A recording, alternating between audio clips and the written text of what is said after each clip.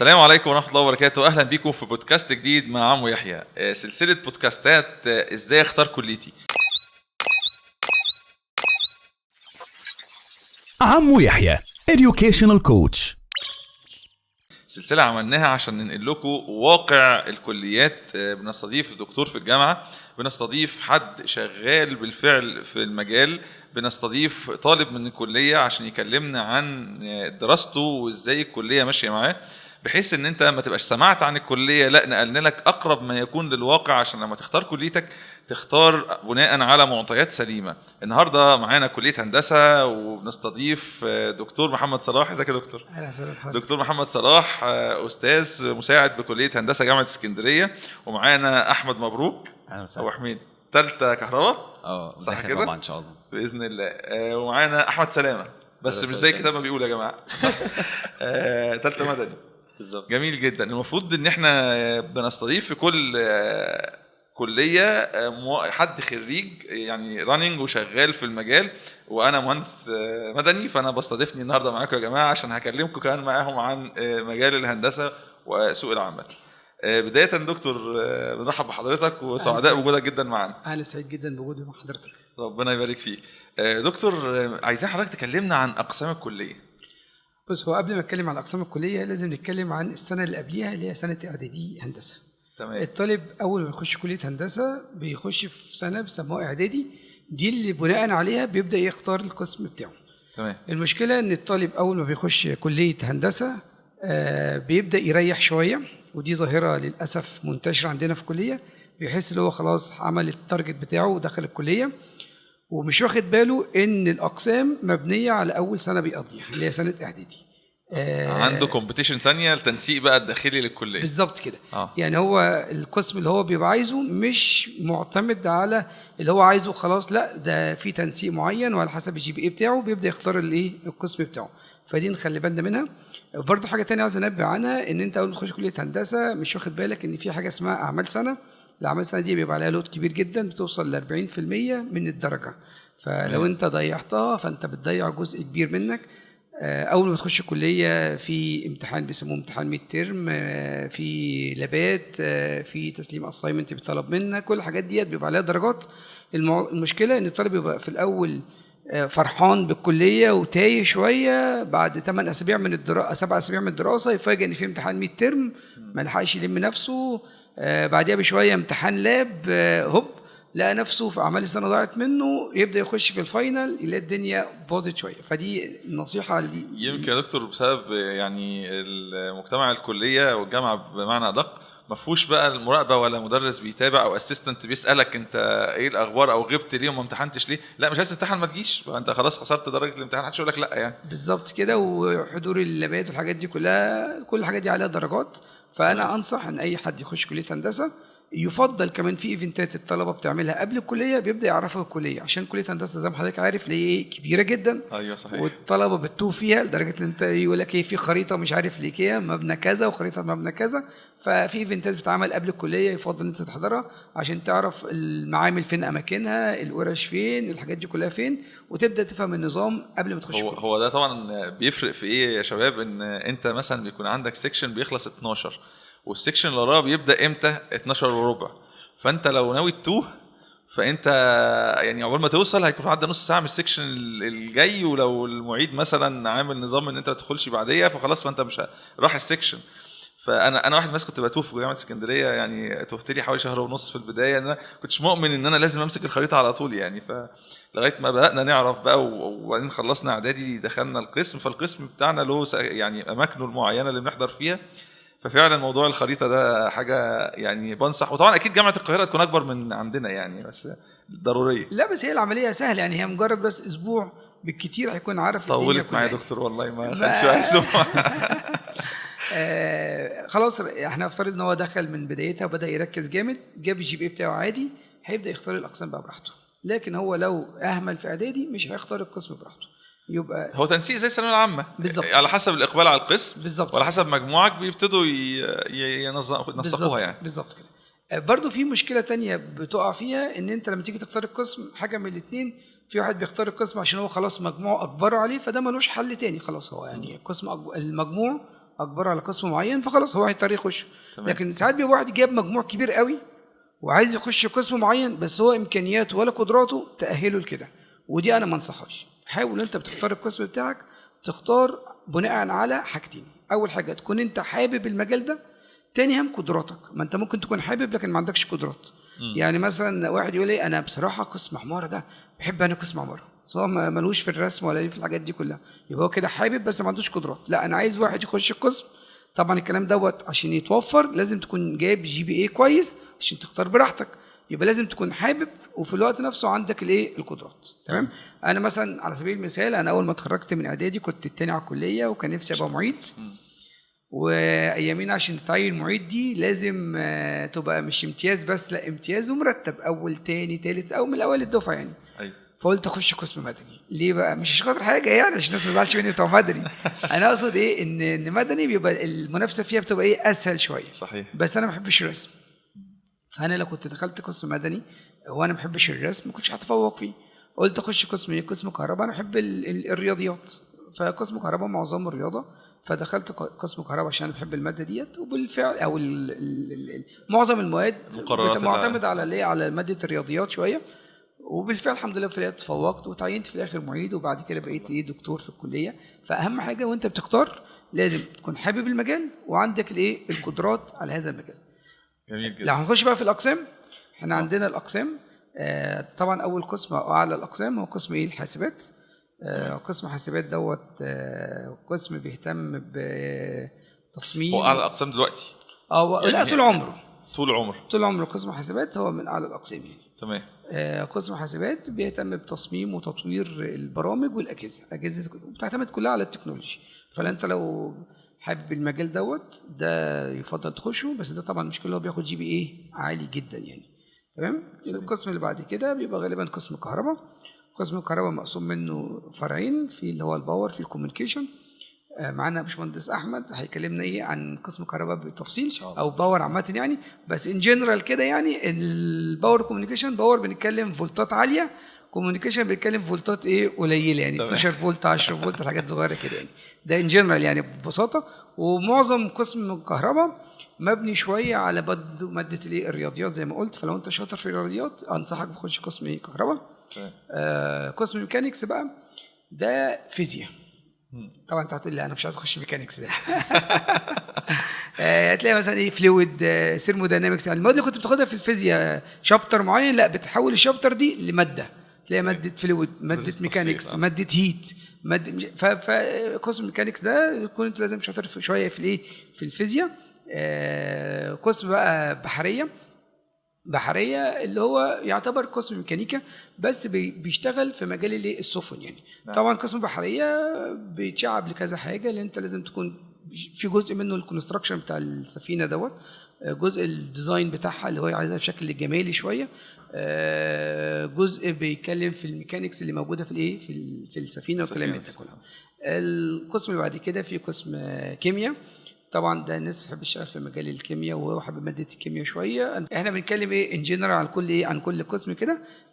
في قسم عماره. طبعا قسم عماره ده لازم تكون انت بقى ايه واحد ريتش مان يعني شويه عشان مصاريفه كتير قوي، وتكون بتحب اللي انت تقعد على اللوحه كده بال7 ساعات وال8 ساعات، لدرجه ان عندهم امتحانات ممكن في امتحان بيوصل مده الامتحان 8 ساعات. بتمتحن تنزل تتغدى وتطلع تكمل الامتحان. ما هو ديزاين بقى خيال، عيش بقى براحتك يعني، ما هتغش ايه مفيش غش يعني، فاهم ازاي؟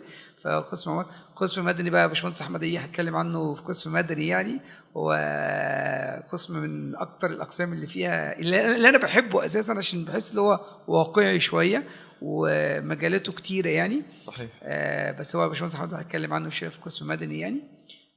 كده قسم غزل ونسيج ده قسم مهضوم قوي، الناس ما بتحبش تدخله مع انه قسم ليه مستقبل كويس. أيوه. وخصوصا ان في مصانع كتيره اتعملت في المحله الكبرى في مجال الغزل والنسيج.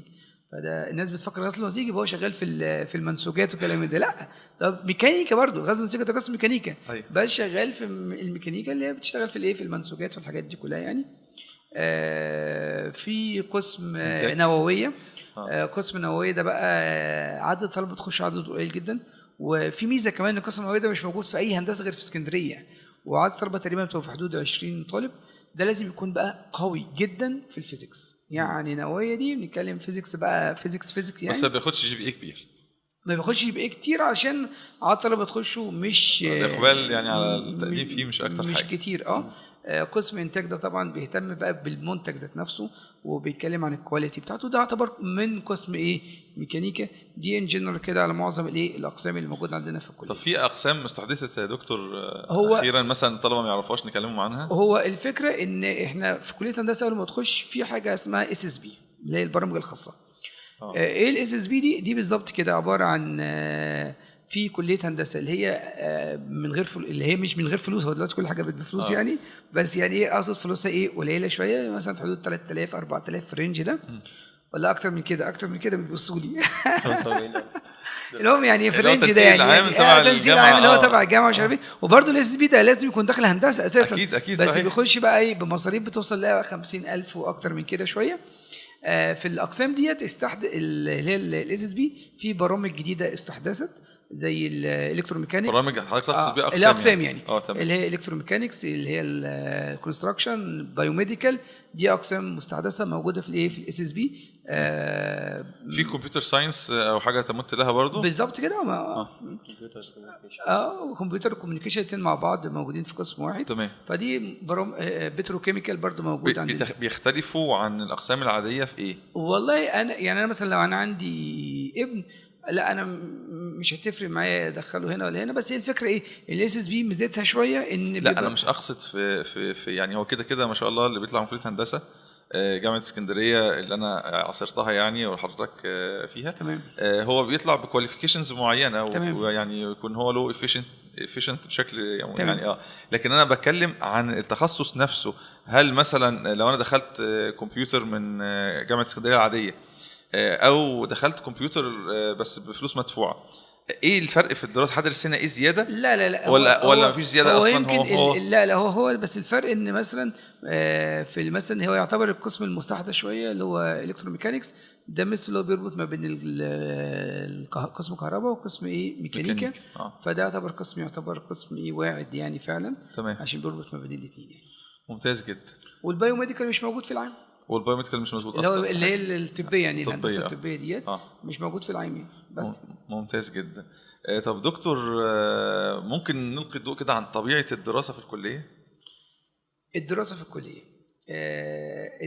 في الكليه هي دراسه تعتبر سهله، بس اهم حاجه تكون الطالب فاهم فكر الدكتور. لو انت فاهم فكر الدكتور هتبقى الدراسه بالنسبه لك سهله. ما فهمتش فكر الدكتور هتبقى الدراسه بالنسبه لك صعبه شويه. يعني مثلا في دكاتره بتهتم بالمحاضرات بتاعتها واللي انت تبدا تذاكرها كويس والاساينمنت اللي بتطلب منك والحاجات دي كلها، فهتبقى الدنيا بالنسبه لك سهله. في دكاتره لا ما بتحبش كده خالص، تحب ان انت تعمل ريسيرش بقى وتعيش حياتك ويطلب منك حاجات. في بعض الدكاتره كده فلازم انت تكون فاهم الدكتور. لكن المشكله ان في بعض الطلبه بتبدا بخصوصا بعد فتره الكورونا ان الدنيا بقت المجال الاونلاين دخل شويه، او بمعنى صح المحاضرات بقت متصوره فيديوهات. فخلاص يقول لك انا احضر ليه المحاضره؟ ما المحاضره موجوده على على اليوتيوب، اتفرج على اليوتيوب. وفعلا صارت دي منتشره جدا. فبدات عدد حضور الطلبه للمحاضرات قل جامد.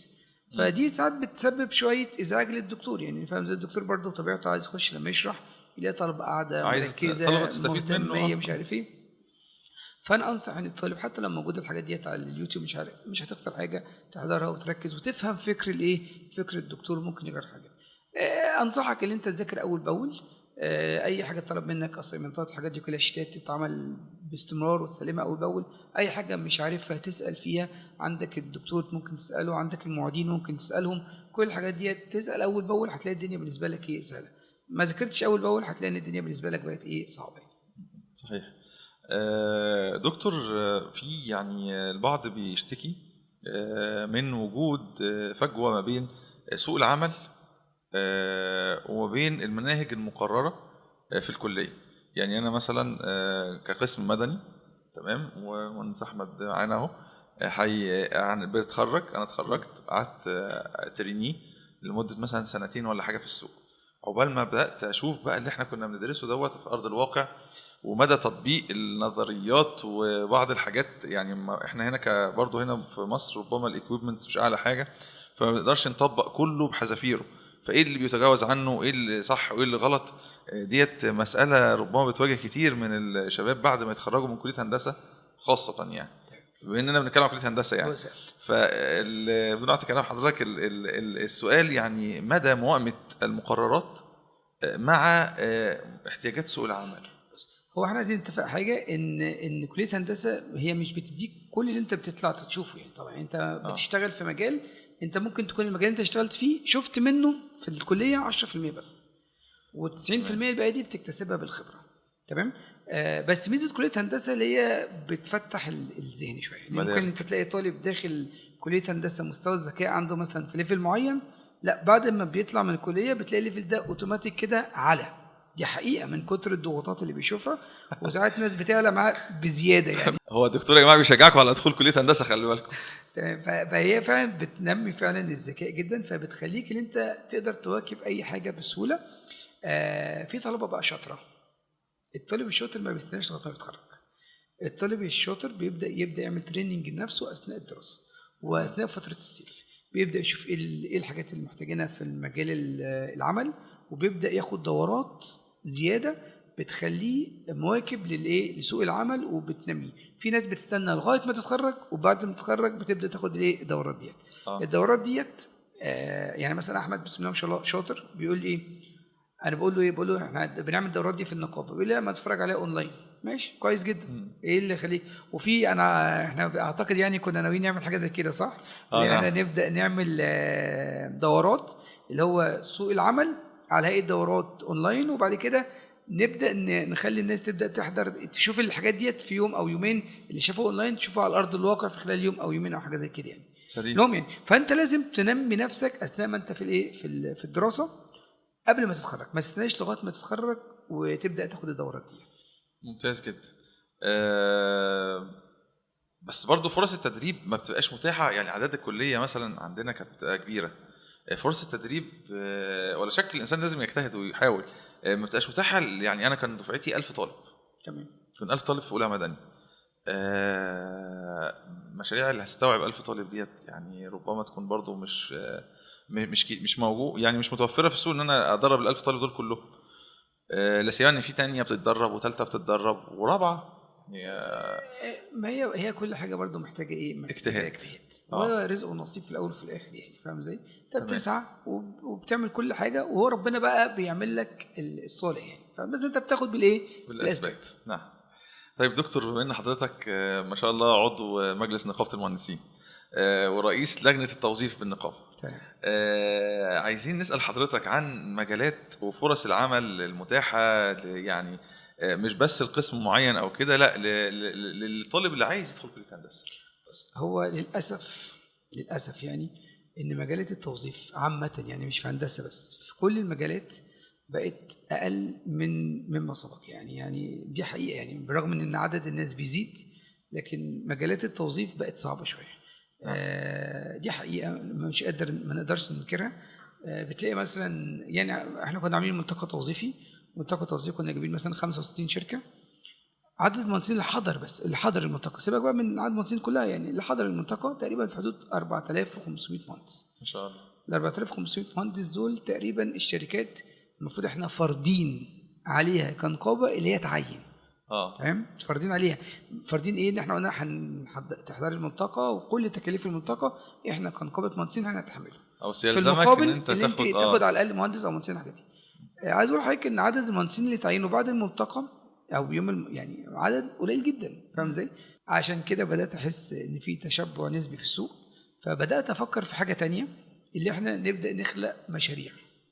وبالفعل كنت عامل ندوه قريب في النقابه، وجايبين جهاز تنميه المشروعات عشان يبدا يشرح للناس ازاي تعمل مشروع، وازاي الدوله تساعدك في اللي انت تعمل مشروع. بس المشكله ان الناس برضو عندها تخوف، ما عندهاش حته الريسك. مع ان انت لو ما خدتش الريسك ده مش هتوصل. انت لازم تاخد الريسك بس بدراسه يعني، تبقى دارس الموضوع كويس وعامل له دراسه جدوى كويس والحاجات دي كلها، وتبدا تاخد الخطوه. لكن طول ما انت خايف مش تعمل حاجه. فاحنا كنا جايبين جهاز تنميه المشروعات، وكانت ندوه مفيده جدا، واتكلموا ان الدوله فعلا بتساعدك ان انت تعمل مشروع، ان جهاز تنميه المشروعات بقى ممكن من خلال شباك واحد تبدا تخلص كل اوراقك. عايز تعمل سجل تجاري، ملف ضريبي، ترخيص، كل تسهيلات ده يعني. تسهيلات جامده، وكمان بيدوك دعم فني ودعم مادي لو احتجت. ويقول لك ايه، يدرس لك المشروع، يقول لك بص بقى المشروع ده هيقف معاك في الحته الفلانيه فمحتاج تعمل كذا، ويبدا يقول لك لا طب انت خلصت المشروع محتاج تعمل ماركتنج للكلام ده، هيساعدوك ويبداوا يعملوا تربيطات ما بين المشاريع وبعضيها. بس للاسف برضو في ناس عندها حته تخوف. الندوه لما عملتها عدد الناس اللي حضرت ما كانش عدد كبير، تخوف يعني. هو مش كل الناس طبيعتها ان هي يعني هي بتاخد كل الناس، التجربه او رواد اعمال هي يعني. المشكله ان كل الناس عايزه تاخد المسار التقليدي اللي هو خلاص اللي بالنسبة تقريبا له آمن. اتقفل خلاص. المسار التقليدي اللي هو يعني زمان كان يقول لك ايه الشغل في الحكومه، لا انا عايز اقول شغل الحكومه ده خلاص اتقفل تماما. هو دلوقتي الشغل بقى شغل في المجال الايه الخاص، والمجال الخاص لا ده هو عايز مهندس يعمل 30 حاجه بس هو مهندس واحد. يعني عايز اقل عدد من المهندسين باقل سعر باعلى انتاجيه. دي للاسف يعني. فالله المستعان. طب ده بيدعو الشباب ان هو يعني ما ادخلش الكليه ويعني ما ابقاش مالتي تاسك، او ان انا محتاج اتميز واكون ليا في اكتر من مجال او باع، بحيث ان انا اكون في سوق العمل مطلوب زي ما حضرتك بتصف هو يعني. لازم يبقى بروفيشنال كويس، اللي هو بيعمل تريننج نفسه كويس، الحاجات دي كلها، ويبدا يختلط بسوق العمل من بدري، مش مستنيش لغايه ما يتخرج. أيوة. دي هتكسبه خبره جامده قوي في الفتره القادمه. عايزينكم تكلمونا عن طبيعه الدراسه بقى في الكليه. كتير من الناس بتبعت او بحتك انا بيها مباشره كمان. يعني هل الدراسه في الكليه اصعب من ثانويه، ولا الدراسه هي في الثانويه بس نطلع من عنق الزجاجه وفي الكليه الدنيا هتبقى بيس يعني واحسن شويه؟ باشمهندس احمد كلمنا كده شويه على الموضوع ده. هو بصراحة يعني الأول أحب يعني أقول للناس اللي جابت مجاميع كويسة ألف مبروك يعني لكلية هندسة أو هي بتفكر فيها يعني. فأنا أوجههم إن هم فعلا يعني هم هيختاروا حاجة كويسة. أنا من الناس بصراحة اللي اتبسطت لما دخلت كليه هندسه جدا بصراحة يعني، مع إني برضو كنت يعني أنا يعني ما كنتش في الأول برضو كان في ناس بتقول سلبيات كتير على الكلية وبتاع، خلتني أفكر شوية. لأ بس لو أنت بتفكر فيها فعليا يعني امشي فيها فعلا، هي كلية كويسة جدا. اما بقى في مرحله في حكايه الثانويه والكليه، انا بصراحه شايف ان الكليه اسهل من ثانويه عامه. ده بالنسبه لي شايف ان ثانويه عامه يعني ما فيش زيها بصراحه. هي الواحد كان بيذاكر طول اليوم يعني، يا مذاكره درس درس مذاكره، ف ما كانش في وقت الواحد ممكن يعني يسلي نفسه بيه قوي. لكن في الكليه انت عندك اوقات كتير، بتكون في اوقات فارغه كتير انت ممكن تعمل فيه اللي انت عايزه. يعني انا فاكر ان حتى انا في الكليه كنت بحضر محاضرات وبحل شيتات وكده، وفي نفس الوقت بيكون عندي برضو الوقت الخاص بيا يعني. فثانويه لا هي يعني اظن بصراحه هي اصعب، بس في نفس الوقت انت ما تفتكرش ان انت داخل الكليه برضو ان انت ممكن تلم المواد قبل الامتحان على طول. لا هو برضو الكليه هندسه غير الكليات تانية. ممكن انت لازم فعلا زي ما الدكتور قال، انت لازم تفضل تمشي كويس قوي من اول الترم لاخره، ما توقعش حاجه خالص. بس في نفس الوقت برضو يعني هي احسن من ثانويه عامه. مفيش ضغط ثانويه عامه بالظبط. الضغط انا بقول لهم كده برضو يعني. انا أوه. بقول لهم يعني تبذل وطلع كل طاقتك في الثانويه، واللي جاي هيبقى ان شاء الله احسن، ولو كان حتى المواد اصعب او يعني مستواها اعلى. بس مفيش الضغوطات ديت، ما في يعني انت اصلا ما شاء الله هتبقى مؤهل ساعتها ان انت يعني تذاكر المواد ديت، ومصادر المعرفه ما شاء الله بقت رهيبه خالص. باشمهندس احمد سلامه، نحب حضرتك تكلمنا بقى كده. يعني انت بعد اعدادي بتختار القسم بتاعك. كلمنا عن اختيار القسم. اولا انه اختيار القسم بيكون له عده عوامل على حسب الشخص. تمام. الشخص ممكن حد مثلا ان هو مقرر من هو داخل اعدادي ان هو هيجيب GPA معين عشان القسم الفلاني، فيقع منه القسم الفلاني فيتدمر. لا الصح، والناس اللي هي يعني من احسن الناس اللي عملت كده، ومن مثلا من صحابي والناس اللي هي عامله حسابها كويس وحاسبه من اول ما دخلت اعدادي، هو هيجتهد ويعمل كل اللي عليه، هيجيب اعلى GPA ممكن يجيب. بس برضه ده ما يمنعش ان هو خلاص هو سايبها كده اعلى GPA هيجيبه وهيدخل بيه قسم. لا ده غلط، عشان انا ممكن اصلا الGPA اللي انا اجيبه استخسر فيه مجموعي، فاقوم داخل قسم انا اصلا لا بحب مواده ولا عندي استعداد ان انا اصلا اشتغل في المجال بتاعه. فده يحتم على الشخص ان هو وهو في اعدادي يكون عامل حسابه هيجيب اعلى GPA ممكن، بس في نفس الوقت يكون بيسأل ويستشير أهل الخبرة ويستشير الناس اللي اتخرجت ومهندسين يعني قدام وليهم خبرة في سوق العمل.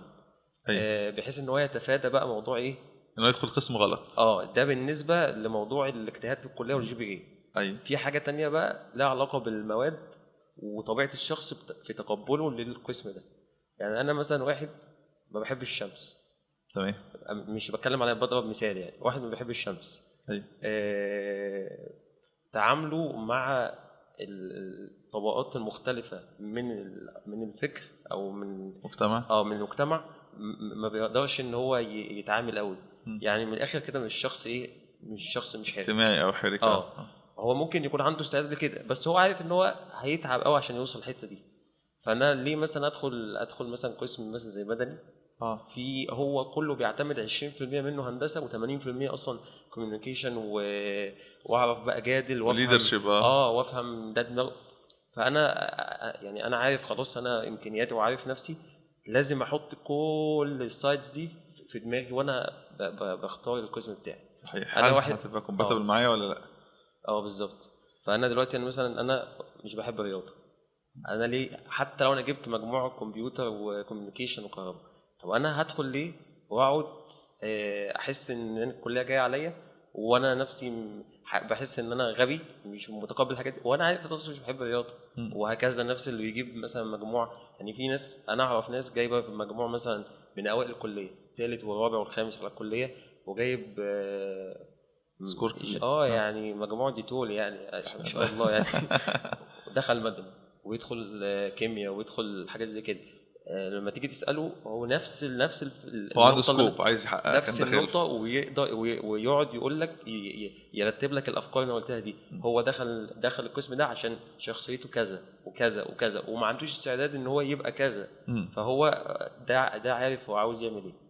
وتلاقيه ما شاء الله تسمع عنه بعد مثلا 4-5 سنين ان شاء الله بدكتور في الكليه، عنده مكتب استشاري من اكبر المكاتب في البلد، واخد في مشاريع. فهو عارف هو عاوز يعمل ايه. هو ما حطش اي اعتبار لموضوع العرض والطلب بتاع الاقسام خالص. فهي هتعتمد على الشخص نفسه. بس انا ضد ان ما حطش موضوع العرض والطلب ديت في اعتباراته.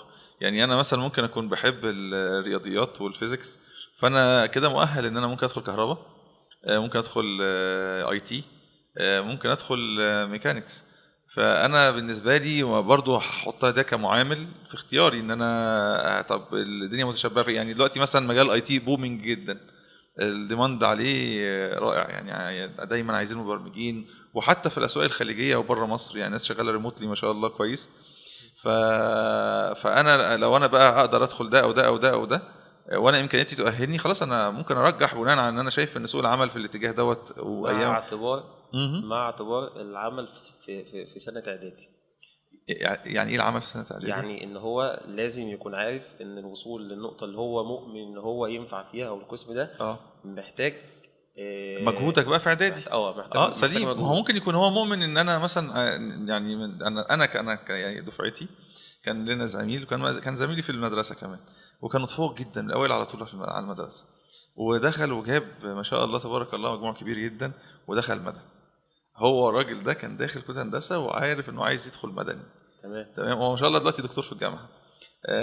فهو يعني دوت برضو مش بس ان احنا ذاكرنا كويس في اعدادي وجبت سكور عالي فاقوم انا اوجه سكوري بناء على برضو حاجه. انا لا، في حد بيبقى عنده سكوب هو شايف ان هو يلاقي نفسه في المجال ده. في ناس اعرفها شخصيا بعد اعدادي ممكن دخل قسم وقسمين يجرب، هو مشتت يجرب. وعندنا اول ما بنخلص اعدادي وبندخل القسم، اعتقد في الشؤون الطلبه بيبقى فيه فتره سماح انك تنقل. في سماح انك تنقل، فده اكبر. وفي طلبه كتير قوي بتنقل وفي ناس بتترفض بسبب ان ساعه القسم نفسها خلاص نقلوا كتير. فالموضوع فيه طلبه كتير بتبقى مشتته جدا في الموضوع ده. ما احنا عشان كده بنحاول، يعني احنا اللي انت بتتكلم عليه دوت احنا بنحاول ما نخليش الشباب بتوعنا في ثانويه يدخلوا كليه غلط. فبدانا ان احنا نقول لهم طب احنا هنحاول ننقل لكم نبض الكليات دي عندكم يا جماعه عشان تاخدوا قرار صح. هل ادخل كليه هندسه مثلا ولا ادخل على طول حاسبات ومعلومات مثلا يعني، ولا ادخل فنون جميله عماره لو انا بقى دماغي في ايه في الهندسات يعني. هو في حاجه برضو تسمح لي يعني. اتفضل. هو في حاجه برضو في حكايه ان انت برضو قدراتك تاخدها. هو في برضو في غيرك ممكن يكون عايز برضو القسم اللي مجموعه عالي، في نفس الوقت انت ممكن تحجز مكان ليك في حاجه انت مش حاببها وهو كان ممكن يكون حاببها، بس انت ايه فرصته خدت تروح مكانه. بسبب ان انت دي حصلت معايا شخصيا يعني. انا الحمد لله يعني جبت مجموع في اعدادي دخلني حاسبات الحمد لله. جميل. بس في نفس الوقت انا برضو ما كنتش حابب القسم وقدراتي كانت على قد يعني فيه، بس في نفس الوقت كنت حابب كهرباء باور فدخلته. فانا كنت عارف واحد صاحبي دخل حاسبات، هو ما شاء الله دلوقتي برضو في سنه رابعه بيعمل مشروع تخرج عن الذكاء الاصطناعي. جميل جدا. وحاجه كويسه يعني. وهو بيحب القسم جدا، انا عارف من زمان ان هو كان بيحب القسم ونفسه فيه. فسالته يعني اتكلمنا ما كنتش عارف بالظبط هو جايب كام في اعدادي، فسالنا بعض يعني وعرفنا. لقيت ان هو كان جايب التنسيق بالظبط على يعني كان اخر واحد 381 بالظبط انا فاكر. كان هو جايب التنسيق ده بالظبط. فانا كان مثلا لو انا فكرت ان انا لا انا عايز لو حسابات دخلت عشان كان هو طلع. كان هو طلع. فدي حاجه لازم برضه ناخدها في سبحان الحسبان الله. يعني. جميل جدا. دكتور عايزين نثير قضية يعني أصبحت ملحوظة برضو. كلية هندسة من الكليات الرائدة في الشيفت كارير. يعني خريجين كلية هندسة يعني من الملاحظ مثلا كلية برضو بتتنافس مع كلية الزراعة يعني بالاحتكاك بسوق العمل الحقيقي ويعني الواقع. الشيفت كارير كتير قوي عندنا. ليه كده؟ هي علشان زي ما قلت لحضرتك ان فرص العمل مش كتيره قوي، او مش كتيره، اللي هي الفكره برضو هي عرض وطلب. هنقول فرص عمل كتير عشان برضو ايه الناس ما بس هي الفكره ما نحبطهاش. ما نحبطهاش. بس هي الفكره ان عدد خريجين هندسه مش من هندسه اسكندريه، مش هندسه بس. ده في جامعات كتيره بتطلع هندسه، صح، ومعاهد خاصه كتيره كمان دلوقتي بتطلع هندسه. فالمشكله ان الناس اللي الهندسه بقوا كتير، والظاهره ديت هتتنقل لطب قريبا. بمعنى زمان كان مفيش كليات خاصه طب، كان طب هي ايه الجامعات الحكوميه فقط. حكوميه فقط. لا ده خلاص بقى لنا دي السنه الثانيه اهو او السنه الثالثه بقى في كليات طب خاصه. يعني ده قدام شويه هنلاقي نفس المشكله ديت بدات تظهر في كليات ايه طب. فهي المشكله ان هندسه مش المهندس مش هندسه اسكندريه، مش كليه هندسه جامعه حكوميه بس. لا ده بقى في جامعات حكوميه، في جامعات خاصه، في جامعات اهليه، في جامعات معاهد، في حاجات كتيره قوي بتطلع هندسه. فبقى عدد المهندسين اللي بيطلعوا في السنه الواحده عدد كبير جدا. هنفترض مثلا نسبه وتناسب، يعني احنا بيطلع مثلا 100,000 مهندس في السنه مثلا على مستوى الجمهوريه كلها. احنا عندنا مثلا فرصه عمل مثلا 10,000 فرصه عمل. فبيبقى 90,000 مهندس مش لاقي بسبب ان العدد ايه كبير، تراكمات بقى سنه ورا سنه ورا سنه، فبتبقى الدنيا صعبه. طب مين اللي بيشتغل من 10,000؟ طبعا هو الرزق بتاع ربنا اولا، ثم ان انت بتبقى ايه بتجتهد وبتشتغل على نفسك جامد وبتطور من نفسك علشان صاحب الشغل. ودلوقتي مفيش حاجه اسمها وسايط. يعني ايه عشان بس ايه في ناس برضو ايه كلمتني كتير في الحته ديت، فكره انا رئيس لجنه توظيف فهقدر اكلم الشركه الفلانيه شغال لي ايه اكس. ده ما بيحصلش. صاحب الشركه عايز واحد يعمل له كل حاجه وبأقل سعر. ومش بس كده، ده لو جاله واحد في اوبشنات او في حاجات اكتر من اللي هو عايزها هياخده ويقول لا خلاص ده ممكن استفيد فيه منه فيما بعد. فهي دي المشكله. فهي المشكله. فعشان كده الناس بتبدا تلجا لايه للشيفت كارير. وكمان للاسف كمان معظم الناس دلوقتي بدات تتجه لفكره الايه المطاعم والحاجات دي كلها. الحاجات دي بتكسب يعني. واعتقد الفتره القادمه مع ظل لا ده هم ده هو بص هو مجال ال يعني الشيفت كارير مش فقط بس مجال الاستثمارات زي مطعم او كده. الناس بتعمل يعني انا في كتير شفتهم انتقلوا لبعض المجالات زي مجال الجرافيك ديزاين مثلا. هو مهندس وشغال مجالات الاداره. ده بيبقى قرب شويه برضه يعني ما بعدش جامد قوي يعني عمل يعني برضه ايه ممكن يعني الدراسه اللي هو درسها تفيده برضه في الحاجات دي شويه. زي مثلا مجالات الإدارة أو التدريس. كتير قوي التدريس. برضو انا نفس بشوف الكلام. ناس كتير قوي دلوقتي مدرس مش عارف الفيزياء ومدرس فيزيكس ماس. يعني كتير قوي بقى. أو التدريس لطلبة الجامعة بيدرسوا لهم هندسة، أو التدريب على حاجات كتير زي مجالات الاي تي مثلا. والكلام ده كله. فهو انفك من كونه فقط بقى مهندس، لا يعني وطبعا في بينطلقوا لحاجات تانية كتير يعني بجانب الهندسة، او بتكون هي سولو بقى، هو خلاص عمل شيفت كارير خالص وبقى هو متخصص في الحتة دي بس. ممكن حد يعمل بودكاست زي كده بقى، مهندس بعمل لكم بودكاست برضه. لا بس انا عندي مكتب هندسي الحمد لله، يعني انا ما سبتش هندسه خالص يعني.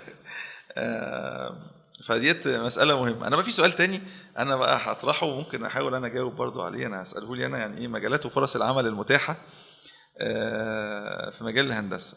فرص العمل ممكن تكون متوفره في مجالات تانية كتير زي المصانع مثلا، مهندسين الانتاج، مهندسين الميكانيكا، شركات مثلا الملاحيه وعماره السفن، برضه اقسام زي قسم بحريه، شركات البتروكيماويات، شركات البترول، شركات التصنيع مثلا زي مواد الدهانات او كده، مهندسين الكيمياء ومهندسين الانتاج برضو بيبقى لهم شق كبير جدا في شركات البترول مثلا، فيها صيانات فيها وفي يعني هندسه قسم تعدين طبعا، بس كانت اشهرها السويس، جامعه السويس.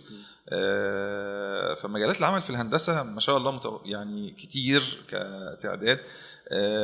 انا مؤمن جدا ان الموضوع يعني توفرها من عدمه ده يعني الدكتور طبعا ما شاء الله مطلع بشكل كبير، ولكن ده رزق اولا واخيرا، ده رزق. انا بختار الكارير اللي انا بلاقي نفسي فيه، اللي انا يعني انا قصدي ما بقولكش كده عشان يعني بقول لك كده، انا قصدي بقول لك كده عشان خاطر ما تحطش ده نصب اعينك وتبني عليه فقط، لا انا بختار انا نفسي اطلع ايه، واسال نفسي هل انا مؤهلاتي بتاهلني له ولا لا، عندي قدرات، بحب الماث، بحب الفيزيكس، بحب اللي انا هدرسه دوت، وابتدي انطلق فيه. طبعا فضلا عن ان انت تكون في بعض المجالات عندك برايفت وورك، ان انت تعمل تبقى مثلا مهندس مقاول، تفتح مكتب مقاولات لغايه ما يبقى شركه بعد كده يكبر، ودوت في مجال المدني، في مجال العماره، في مجال حتى في مجال الكهرباء، مقاولات كهرباء، في مجال الميكانيكا وصيانه الاوناش وصيانه التريلات والحاجات الضخمه ديت ما شاء الله. كل دوت مهندسين اللي بيقوموا بيه. مش عايزك تبقى عندك قصر نظرا اصل التريلا ديت بيصلحها ميكانيكي، لا ما هو يعني مش، لا الموضوع مش كده يعني. هو كل حاجه من دول وكل قسم من دول فيه فنيين، لكن كمهندس لا بتحتاج هندسه. ديت بعض مجالات العمل من سوق العمل واقعيه يعني اللي احنا كلنا بنعيشها كمهندسين، واللي ان شاء الله انتوا باذن الله بعد عمر ان شاء الله تعيشوها بعد ما تتخرجوا. نرجع بقى تاني للباشمهندسين بتوعنا، وعايز اسالكم يعني باشمهندس احمد، مين تقول له ما تدخلش كليه هندسه؟ والله يعني انا شايف ان كليه هندسه مش محتاجه الواحد اللي مثلا ايه، الواحد اللي لازم اللي يكون ليه في نفس الوقت يعني منظم. انت كليه هندسه محتاجه بالنسبه لي بصراحه، شايف ان هي محتاجه واحد منظم جدا. انت لو بني ادم بتعيش اليوم بيومه يعني بلاش. باشمهندس احمد سلامه، قول لي مين اللي ممكن تقول له ما تدخلش كليه هندسه؟ من الناس اللي انا ممكن اتكلم عنهم وليا نظره ممكن تكون بعيده شويه عن وقت دخوله الكليه، ممكن ما يكونش واخد بالموضوع ده، موضوع ان انا عاوز اكون ايه. يعني انا اعرف ناس خلصوا اعدادي كانوا عايزين يدخلوا عماره، لم يوفقوا ان هم يحسنوا. هو لو فكر ان هو يحسن هيقعد مثلا سنه زائد مثلا ترم الصيف وهيجيبوا قسم عماره ممكن يدخل، بس هو محدد هدف، هو عاوز يبقى مهندس عمارة، فعمل ايه؟ تمام. ساب الكلية وراح فنون جميلة قسم عمارة. بعد ما دخل هندسه. انا من الناس اللي انا ما انصحهاش ان ادخل كلية هندسة. واحد محدد وعارف كويس وليه نظرة مستقبلية، عاوز يبقى راجل مهندس معماري، عاوز بقى يبقى ديزاينر بعد كده، يبقى عنده مكتب ديزاين وديكور، يبقى راجل مقاول. هو سواء بقى يعني خد القرار ده مثلا من النظره اللي هو بيشوفها، سواء اصدقائه اهله. ممكن واحد يكون ابوه مثلا راجل مقاول كبير، فهو تمام. مقرر من وهو اصلا في اولى اعدادي ان هو لما يدخل كليه هندسه هيبقى زي ابوه، فده اللي يدخل كليه هندسه وهو تمام. ممكن يعني يحقق نفس الغرض ده من طريق اقصر. ده من الناس برضه ما انصحهاش. وهكذا كليه حاسبات ومعلومات اللي عايز اي تي يدخل حاسبات ومعلومات على طول. بالظبط يعني. بس خلي بالك ده كده مش هيبقى مهندس. هو دلوقتي حاسبات ومعلومات بيبقوا اعضاء نقابه العلميين. تمام. انا ممكن ولكن هو طبعا مهندس يعني. انا شايف ان هو مهندس صراحه. ودكتور انت المفروض تفيدنا في الموضوع دوت يعني. موضوع ان اللي بيتخرجوا من حاسبات ومعلومات مش بيبقوا نقابه مهندسين. تمام. هل ده عشان هم دراستهم 4 سنين فقط ما فيش اعدادي عندهم؟ لا، هو اصلك احنا المجلس الاعلى للجامعات هو اللي بيقول لنا مين اللي يتحط تبع النقابه يعني. عشان برضو تمام. ايه، في ناس بتهاجم النقابه شويه، تقول لك ايه طلع ده من النقابه. احنا كنقابه مش ده مش في مسؤوليه مش النقابه. في انا اطلع ده. هو المجلس الاعلى للجامعات هو اللي بيقول لي ده دخله معاك في النقابه. فهو تمام. المجلس الاعلى للجامعات هو اللي بيقرر مش احنا. جميل جميل جدا.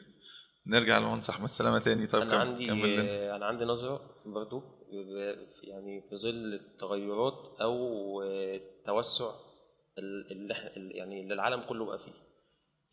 لو انا هدور على لقب فانا ممكن اخسر نفسي.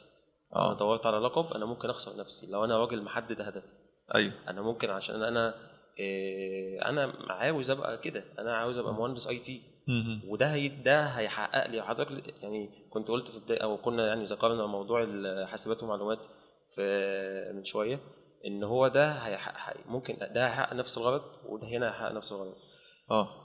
انا بقى بس مش هيفرق بقى. انا هنا هيتقال لي عليا ابقى يعني أنا نقابي هتبقى قصدي، او هيتقال كده هيتقال عليك مهندس. بس مش فارق بقى قصدك نقابي او انا خريج حاسبات ومعلومات ومش نقابه مهندسين. انا مش مهتم بالموضوع ده. انا يعني ليا نظره بعيده شويه. انا عاوز احقق ذاتي في الكارير او المجال ده، ابقى كذا خلاص. ابقى بقى من حاسبات ومعلومات، ابقى راجل تبع نقابه مش عارف اي ايه. حاجه. انا هوصل. انت بقى بتقول اللي حدد هدفه انا عايز حاسبات ومعلومات ما تدخلش هندسه وادخل على طول حاسبات ومعلومات. بالظبط. انا شايف جميل جدا. حد تاني ترى ان انت تقول له ما تدخلش كليه هندسه؟ نحدد ولا نسيبها جنرال يعني؟ لا انا بقول يعني لك نمشي على نفس المنوال يعني هو ايتم من ايتمز الناس يعني. الطالب اللي جاب مجموع هندسه، بس انت شايف انه لو انت دخلت كليه هندسه كده يعني من الكليات اللي برضه هيبقى لها مستقبل او ابتدت تسمع وتاخد رانك اعلى من هندسه عامه، كليه الذكاء الاصطناعي. تمام. ده مجال وليه ناس باصه ليه بشكل بعيد قوي. انت برضه بتقول لهم انت لو عايز ذكاء اصطناعي ما تدخلش هندسه. ما تدخلش هندسه. جميل جدا. طيب هسألكم يا شباب يعني حاجة يعني أكتر حاجة بتستمتعوا بيها في كلية هندسة. أنا عارف إن هي فيها متعة كتير خالص وكله بيطلع يا عيني آخر السنة مجهد من الدراسة. بس قولوا لنا بقى استمتاعاتكم الداخلية كده في الكلية يعني. قولوا الواقع للشباب. والله هو الكوميونتي في المهندسين والله هو كوميونتي كويس جدا يعني. أنا شايف إن هم متعاونين دايما، وفي نفس الوقت يعني بيعملوا ايفنتس كتير، وفي نفس الوقت ايفنتس يعني تكنيكال برضو.